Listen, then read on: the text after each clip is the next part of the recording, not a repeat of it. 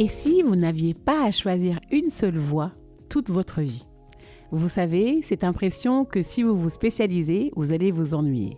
Ou qu'au contraire, si vous changez trop souvent, on va vous juger instable. La bonne nouvelle, c'est qu'il existe plusieurs façons de bâtir une trajectoire qui respecte toutes vos facettes. Et c'est exactement ce que je vais vous partager aujourd'hui.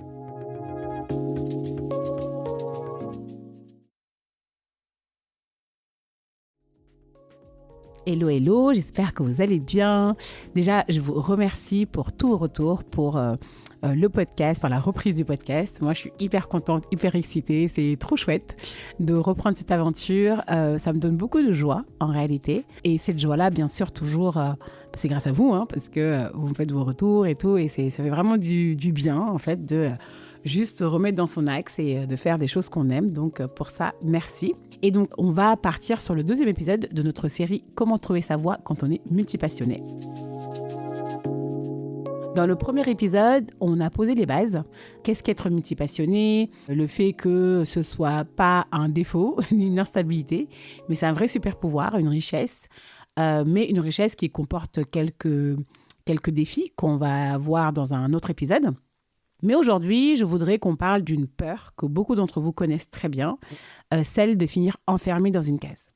Et je dis vous, que vous connaissez, mais personnellement, je crois que c'est ma plus grande peur, c'est d'être enfermé dans une case, qu'on me définisse par une case. Et sincèrement, je pense que dans une société dans laquelle on est, dans les sociétés dans lesquelles on est, notamment en tout cas en France, pour ceux qui résident en France, on nous enferme très vite dans une case, et surtout selon notre apparence, qui on est une femme, bref. Il y a vraiment ce sujet-là, et moi, c'est quelque chose qui me donne de l'urticaire, sincèrement, qu'on me mette dans une case.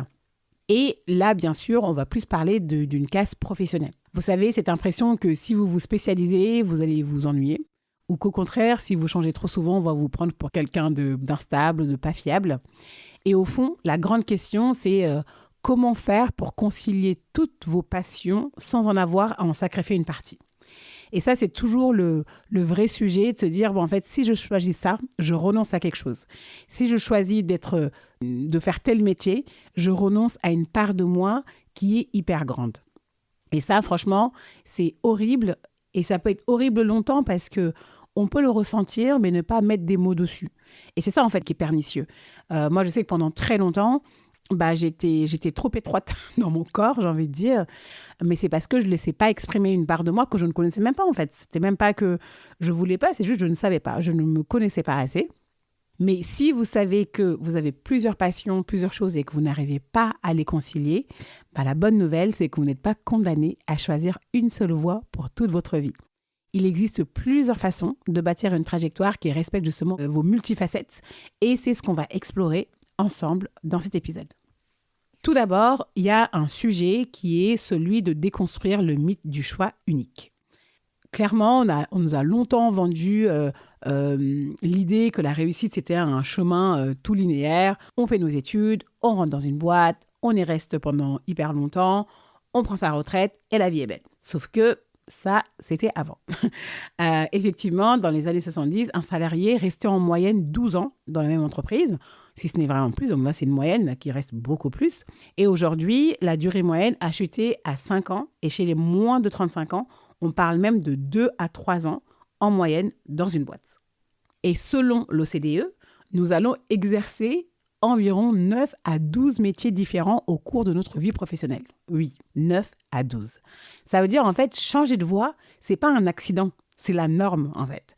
Et ça ne s'arrête pas là. C'est qu'il y a des études, je lis vachement mal d'études sur LinkedIn et tout, des LinkedIn sur le monde du travail et tout. Et il y a une étude LinkedIn, justement, qui a montré que les compétences les plus demandées aujourd'hui n'existaient même pas il y a 10 ans.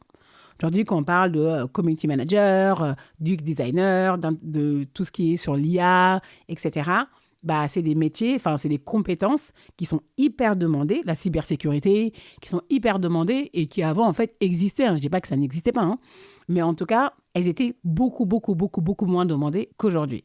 Alors, comment voulez-vous qu'une carrière soit linéaire quand les métiers eux-mêmes changent à grande vitesse? C'est pas possible. Et puis, il y a aussi la montée du freelancing et de l'entrepreneuriat. Il y a une étude qui a été faite par Malte et BCG qui dit que près de 30% des actifs en Europe qui auront une activité indépendante d'ici 2030. C'est-à-dire que les gens, ils sont salariés, mais à côté, ils ont aussi des side business parce que ils veulent sûrement plus de thunes, ils veulent plus de liberté, etc. Et donc, ce sont des personnes, 30% des actifs auront des multiples casquettes. Ils seront salariés et à la fois, ils seront aussi entrepreneurs. Donc, le fait que vous ayez en tête, mais en fait, c'est pas possible que j'ai qu'un seul métier, c'est tout à fait normal et c'est aussi compatible à l'évolution du monde professionnel. Donc, vous n'êtes pas du tout instable ou le fait que vous voulez changer de métier à chaque fois, on vous dit « Oh là là, mais toi, c'est abusé, etc. » En fait, vous n'êtes pas bizarre, c'est juste que vous êtes peut-être un peu en avance sur votre temps, mais le monde bouge vite et ce n'est pas une spécialisation plus étroite qui va vous protéger, c'est la capacité à apprendre, c'est votre capacité à vous réinventer et surtout à relier vos différentes compétences. Et donc, une fois qu'on a fait le panorama sur le monde du travail actuel et comment il est impossible, en fait, quasi impossible de se faire qu'une seule voie, en tout cas de rentrer dans une spécialisation, je vais du coup, comme on a défini au premier épisode, qu'est-ce que ça voulait dire être multipassionné, etc. Je vais vous dresser un tableau des 3 profils multipassionnés. Alors concrètement, comment vit-on sa multipotentialité ? Il y a vraiment 3 profils types, en tout cas, que j'ai recensés dans les bouquins, etc.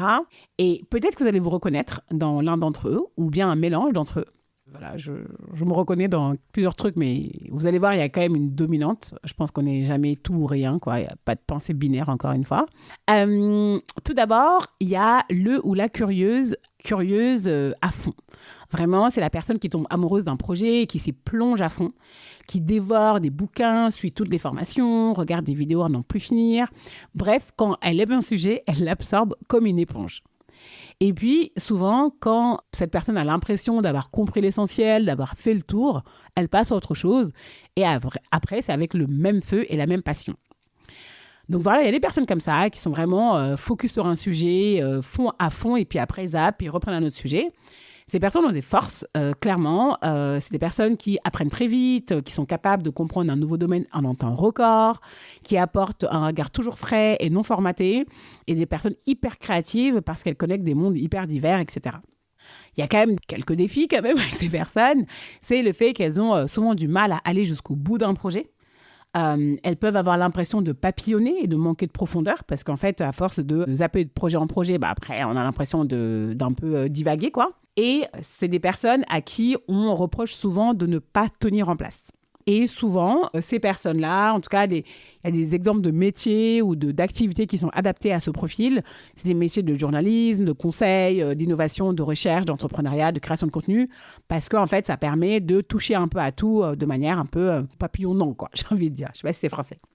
Donc ça, c'est le premier profil. Je ne sais pas si vous reconnaissez là-dedans. Ensuite, il y a l'experte généraliste ou l'expert généraliste. C'est la personne qui a plusieurs cordes solides à son arc et qui adore les relier entre elles. Elle n'est pas seulement bonne dans plein de choses, elle a de la profondeur dans plusieurs domaines, elle fait des ponts, elle crée des passerelles, elle a une vision systémique. Vraiment, c'est des personnes qui arrivent à prendre de la hauteur et à connect the dots. Bon, j'avoue que je suis clairement dans ce profil-là. Et c'est pas pour rien que notre agence s'appelle The Dots. Hein. Donc, c'est vraiment une personne qui arrive à prendre de la hauteur et qui arrive à connecter les choses entre elles. Et vraiment, c'est une vision systémique et hyper importante. Alors, les forces de ces personnes, c'est qu'elles ont une vision d'ensemble, une big picture, que peu de spécialistes ont. C'est des personnes qui résolvent des problèmes complexes en croisant plusieurs disciplines et sont souvent stratèges, architectes, chefs d'orchestre, chefs de projet, etc. Et leur point faible, entre guillemets, c'est qu'elles ont parfois du mal à se définir clairement. C'est-à-dire que c'est difficile pour ces personnes-là de répondre à « Et vous faites quoi dans la vie ?» C'est très difficile. Ce sont des personnes qui peuvent se sentir frustrées dans un environnement qui exige une seule expertise. Voilà, que je disais tout à l'heure, moi, c'est ma hantise qu'on me dise « Mais tu fais que ça ?» Tu vois, c'est vraiment... Ça me fait mal à la tête. Et ce sont des personnes qui peuvent donner l'impression d'être parfois trop floues, pas assez spécialisées aux yeux de personnes hyper classiques. Je passe des recruteurs, etc. Moi, je sais que... je ne sais pas si demain, je devais... postuler dans une boîte, des recruteurs classiques me verront, ils diront mais flemme de toi, quoi. Vraiment. Et souvent, ce type de profil-là, les exemples de métiers ou d'activités qui peuvent bien leur correspondre, c'est de la gestion de projet, de la strats, vraiment des choses pour résoudre des problèmes, etc. Voilà, moi, je me reconnais vachement dans ça. C'est vraiment moi à 100%. Et mon associé aussi, je pense, Jennifer. Et en fait, ça correspond vachement à ce qu'on fait avec The Dots. Typiquement, le fait de résoudre des problèmes complexes en croisant plusieurs disciplines, c'est exactement ça. Moi, je veux du business, Jennifer du marketing, j'ai un peu de RH. C'est avec toutes ces choses-là qu'on travaille sur la culture d'entreprise. Donc vraiment, c'est le fait de connecter, d'avoir une big picture. Et ensuite, il y a un autre profil qui est le slasher ou la slasheuse. C'est une personne qui vit plusieurs vies en même temps. Voilà. Moi, je suis un peu ça aussi, mais bon, voilà, c'est un autre sujet. C'est la personne qui est graphiste et coach en même temps. Une personne qui est marketeuse, qui fait du conseil en marketing, mais du coup, à côté, est thérapeute. C'est la personne, je disais tout à l'heure, les personnes qui sont salariées et à côté sont entrepreneurs. Donc, ce sont des personnes qui ont des activités en parallèle. Là, ce que je disais tout à l'heure, c'est que, par exemple, l'expert généraliste va accumuler une activité, va faire une activité et va relier des différents mondes dans cette activité. Le curieux ou la curieuse va faire une activité à la fois. À fond, un sujet, à fond, un autre sujet. Le ou la slasheuse, là, c'est différent. C'est en fait, elle a plusieurs activités. Elle aime varier ses activités. Ces personnes-là aiment varier leurs activités et jongler entre différentes casquettes. Il n'y a pas de choix à faire. Elle n'a pas envie de choisir, cette personne, en fait, parce que ces différentes passions s'alimentent les unes des autres. Et les forces de ces personnes, c'est des personnes très autonomes, très indépendantes, très organisées. Elles créent des passerelles originales entre leurs différentes activités. Ils arrivent à choper l'idée du marketing. Par exemple, la personne qui est marketeuse et thérapeute, peut-être que dans le fait qu'elle soit thérapeute, elle va utiliser ses compétences en marketing parce que c'est ce qu'elle fait en conseil à côté, etc. Et ce sont des personnes qui s'ennuient rarement parce que chacune de leurs journées est complètement différente. Leur défi, en revanche, c'est la gestion du temps. C'est qu'elles peuvent s'épuiser à vouloir tout mener de front. Surtout, faut quand même beaucoup d'énergie. Enfin, ça dépend vraiment des personnalités. Moi, c'est quelque chose que je ne pourrais pas faire, sincèrement. Vraiment jongler d'activité en activité. Un autre axe aussi de défi, c'est la dispersion. Parce que ces personnes-là, si elles ne choisissent pas leurs priorités, elles finissent par stagner. Parce qu'en fait, c'est compliqué d'être bon ou bonne sur tous les fronts. Et surtout, ces personnes ont un équilibre pro-perso assez fragile parce qu'elles ont tendance à trop en faire. Si je pense à la personne qui est encore une fois marketeuse et thérapeute, elle veut avoir des clients à fond sur son activité de freelance en marketing. Et en même temps, elle s'inquiète que son calendrier de son cabinet, en tout cas de thérapie, ne se remplit pas. Donc ça peut générer un peu de stress et de l'anxiété. Et ces personnes-là, justement, c'est des personnes qui font beaucoup de freelancing, de l'entrepreneuriat bien sûr, les coachs, les thérapeutes, tout ce qui est formation, etc. Ce sont des métiers ou des activités qui correspondent à ce type de profil. Voilà. Bien sûr, là, ce sont juste des catégories. Vous vous reconnaissez peut-être dans plusieurs catégories, etc., plusieurs profils. Et surtout, le profil peut bien sûr évoluer dans le temps. Et selon la période dans laquelle vous êtes dans votre vie, peut-être il y a un moment donné, vous êtes slasheuse, pendant un moment, vous dites, en fait, moi, j'en peux plus, c'est trop dur, etc. Et vous shiftez. L'essentiel, c'est juste, encore une fois, vous allez me dire, j'aime pas les cases et je parle de profil pour vous mettre dans les cases. Vous l'avez compris, ce sont des clés de lecture et c'est à vous, après, de déterminer est-ce que dans quelle case vous vous mettez ou dans quel profil vous vous reconnaissez le plus. Et voilà. Donc, il n'y a pas de... C'est pas binaire, quoi. C'est pas 100% ça et puis rien d'autre. Comme je disais tout à l'heure, moi, je suis expert généraliste, mais je suis quand même un peu slasheuse à côté parce que j'ai un podcast, parce que je fais des conférences, etc. Et c'est pas The Dots, vous voyez. Donc voilà. Une fois qu'on a dit ça, à partir de là, en fait, comment construire concrètement une trajectoire professionnelle qui vous ressemble? Parce que c'est bien beau d'avoir votre profil, de reconnaître votre profil, mais concrètement, comment ça se passe pour pouvoir nous construire une trajectoire qui a du sens pour nous, surtout quand on est multipassionné. Alors, je pense qu'il y a 3 modèles. Je sais pas, j'aime beaucoup les triptyques. Vous verrez, j'aime trop les triptyques. C'est ma vie. Voilà. Il y a 3 modèles dans lesquels vous pouvez vous reconnaître, en tout cas. Le premier, c'est le modèle évolutif. Le modèle évolutif, c'est vous avancez par phases successives. C'est-à-dire, vous prenez un domaine, voilà, vous l'approfondissez, puis vous passez au suivant et à chaque fois, vous apportez vos compétences avec vous. C'est-à-dire, je prends un exemple. Imaginez, vous débutez comme journaliste, ok, vous êtes journaliste, vous faites ça pendant des années. Ensuite, vous dites, journaliste, mais en fait, moi, j'aime bien la com. Du coup, avec vos compétences de journaliste, vous allez aller vers la com, apprendre de la com, etc.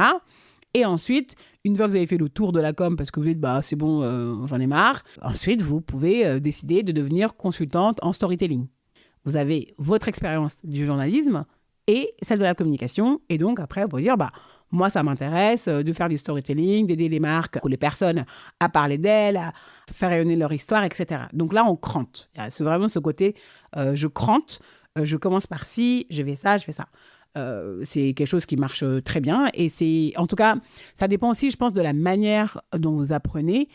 Personnellement, moi, j'aime bien cranter. J'aime bien ce côté, je fais un truc, je le maîtrise, je me dis OK. Et quand je le maîtrise, je me dis, mais en fait, je pourrais faire ça, faire ça, faire ça. Puis je connecte the dots, puis je me dis, en fait, je vais faire ça. Et en fait, c'est évolutif. Typiquement, je ne me suis pas réveillée en créant The Dots. Pas du tout. Vous savez très bien parce que vous avez suivi l'affaire. Moi, au début, j'ai lancé d'ailleurs ce podcast en n'ayant rien. J'avais un job salarié. Toujours chez Canal+. Et ensuite, à un moment donné, je me suis dit, en fait, je vais devenir freelance. Donc, j'étais freelance d'abord sur des sujets de conseil en culture, parce qu'en fait, la culture, c'est justement, pour moi, ce qui relie les people, donc les gens, parce que j'aime les gens, sinon je ne ferais pas ce que je fais là, maintenant, les gens et le business. Et une fois que j'ai fait ça pendant 2 ans, je me suis dit, en fait, je vais aller beaucoup plus loin. Et c'est là qu'on a créé notre agence, on fait plein de trucs, etc. Donc, il y a vraiment ce côté très évolutif, step by step. Ensuite, il y a le modèle que j'appellerais un peu hybride. C'est le fait de cumuler plusieurs activités en parallèle. Un peu comme le côté slasher, c'est-à-dire vous êtes salarié entrepreneur, vous êtes consultant et artiste, vous êtes formateur et créateur de contenu. Enfin, aujourd'hui, on voit beaucoup de ça. Et il y a un peu de ça moi, dans ce que je fais aussi. Hein. Je suis entrepreneur, podcasteuse, conférencière, autrice. Voilà, j'ai plein de trucs que je fais. Et c'est un modèle c'est un modèle du coup dans l'hybridation, et qui peut aussi vous convenir. Et le troisième modèle, c'est le modèle intrapreneurial. Je trouve c'est marrant parce que je me reconnais dans tout. Mais c'est parce que, et du coup, c'est marrant parce que c'est évolutif. Moi, je me reconnais dans les 3 modèles, mais c'est évolutif. Le modèle intrapreneurial, c'est vous êtes salarié, vous êtes dans une entreprise, mais vous utilisez votre polyvalence à l'intérieur même de votre poste. C'est-à-dire que vous prenez des projets transversaux, vous proposez des innovations, vous devenez une entrepreneur en interne. Typiquement, quand j'étais salarié, en réalité, j'étais intrapreneur. C'est pour ça que mon passage du salariat à l'entrepreneuriat, c'était pas douloureux pour moi parce qu'en fait, j'ai une âme d'entrepreneur, je le sais. Et quand j'étais chez Canal+, je lançais des filiales de Canal+ en Afrique. C'était complètement intrapreneurial. J'arrivais, il n'y avait rien et je devais tout faire. Et en fait, ça, je trouve que c'est un modèle parfois que des salariés n'arrivent pas à avoir en tête parce qu'aujourd'hui, moi, je trouve qu'il y a l'éloge de l'entrepreneuriat. Et en fait, l'entrepreneuriat n'est pas fait pour tout le monde dans toute sa splendeur, j'ai envie de dire, parce que l'entrepreneuriat comporte beaucoup de risques. Et en fait, il y a des personnes qui aiment l'aventure, etc., avoir plusieurs cordes à leur arc, capitaliser sur leur polyvalence, etc., mais qui n'ont pas forcément le goût du risque. Et il y a plein de gens comme ça, en fait. Et pour moi, ces personnes, le modèle le plus sécure, le plus stylé, c'est l'entrepreneuriat. L'entrepreneuriat, franchement, si vous n'aimez pas le risque, mais qu'en même temps, vous aimez faire plusieurs choses, commencez à travailler votre réseau en interne dans votre boîte pour justement avoir des projets internes, transversaux, qui vous permettront de toucher à tout et de faire plusieurs choses à la fois. Moi, encore une fois, je dis, quand j'étais salarié, c'est ce que je faisais. Et en fait, j'ai touché au marketing, j'ai touché à la finance, j'ai touché au business, j'ai touché à tous les métiers parce que justement, j'ai de la chance quand même parce que je n'arrivais pas à choisir et j'ai eu un job qui m'a permis de faire ça et surtout d'aller le chercher aussi. Mais ça, on en parlera un jour peut-être dans un autre épisode solo où on parlera de comment créer sa voie quoi, quand on est salarié. Voilà, donc vous voyez, il n'y a pas de modèle, en tout cas, il n'y a pas de modèle unique, il n'y a pas de voie unique, il n'y a pas qu'une seule voie. Il existe plusieurs façons de construire un parcours qui respecte vos passions, votre besoin de diversité et votre envie de contribuer différemment aussi. Et s'il y a vraiment une seule chose à retenir dans cet épisode, c'est que vous n'êtes pas obligé de choisir une seule vie. Vous pouvez vous créer un chemin à votre mesure, mais peut-être qu'une autre question qui se pose pour vous, c'est comment donner de la cohérence à tout ça? Comment relier mes passions et mes expériences pour en faire une histoire claire et crédible? C'est exactement ce que nous verrons dans nos prochains épisodes avec une méthode très puissante qui est le sweet spot. Alors, si vous avez envie d'aller plus loin, dès maintenant, je vous ai préparé un workbook gratuit qui s'appelle « Choisir votre priorité sans culpabilité ». C'est un guide pas à pas pour vous aider à faire un choix clair parmi toutes vos idées ou projets sans avoir peur de renoncer. Parce qu'au fond, j'aime le répéter toujours, choisir, ce n'est pas abandonner, c'est préférer et surtout avancer. Et justement, ce workbook est là pour ça. Vous pouvez le télécharger gratuitement en suivant le lien dans la description de cet épisode. Voilà, j'espère en tout cas que cet épisode vous a plu, que vous avez pu glaner quelques infos. Si vous pensez que ça peut aussi être utile à une personne, n'hésitez pas à le partager. Je vous embrasse et je vous dis à bientôt pour l'épisode 3 de cette série. À bientôt.